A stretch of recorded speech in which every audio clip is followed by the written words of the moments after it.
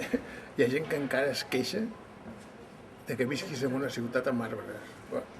Sí, bueno, mentre vas passejant i llegint, a vegades t'entopes amb un arbre, però val la pena. Jo crec que llegir el llibre de les bèsties, encara que sigui entopant amb un arbre, que no pas llegir-lo en un desert, com s'ha convertit Catalunya, no?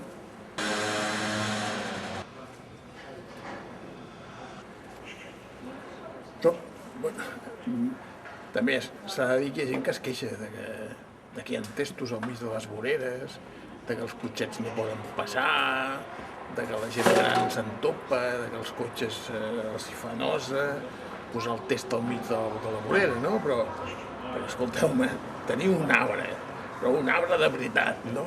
Al mig de la vorera, per poder anar llegint, passejant, encara que de vegades t'entopis. I a l'entopar-te et fixis en un paràgraf determinat i t'ho passis bé, no? Perquè jo crec que és una cosa bona de la nostra ciutat. Perdó, continuo llegint.